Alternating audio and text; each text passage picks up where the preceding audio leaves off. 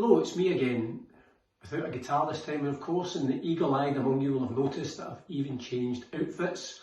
My last outfit obviously matched the decor of the room, but this time I thought I'd change into an appropriate t-shirt for the book I want to speak about. This is the second of the books that I'm recommending for World Book Night. That's April the 23rd. It's another Scottish book. It's one of the best football novels that I have read. There's not a great deal of good football fiction, unfortunately. I don't know why that is.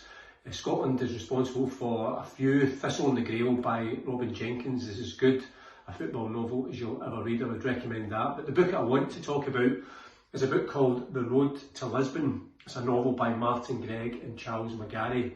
Now, you might recognise Martin's name. He was one of the previous guests on the Read All About It podcast. And this is a fantastic book about an extraordinary sporting event.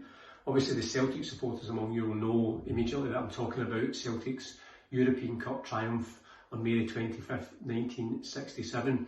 And the way this novel has been written, it's a twin narrative, and Martin and Charles tell two different stories, but they culminate on that day in Lisbon when Celtic became the champions of Europe.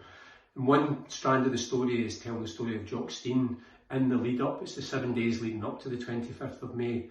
And it's telling the Celtic manager's story, how he got there and his thoughts in the lead up to the final. The other story is about a group of guys from the Gorbals in Glasgow and their road trip, basically from Glasgow to Portugal, and what happens along the way. You know, I think it was thousands of Celtic fans at the time took a road trip in all sorts of different types of vehicles.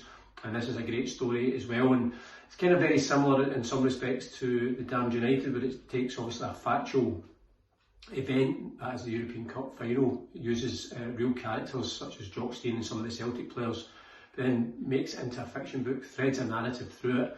And I think the contrast between getting in the head of the legendary Celtic manager and then also just a bunch of guys who are the first time they're really been out of Scotland and they're going in this effectively a pilgrimage to see Celtic lift the European Cup. It really works very well, and I have to say, as a football novel, it's a novel anyway, but it's a football novel, that The Road to Lisbon by Martin Greig and Charles McGarry is as good as it gets.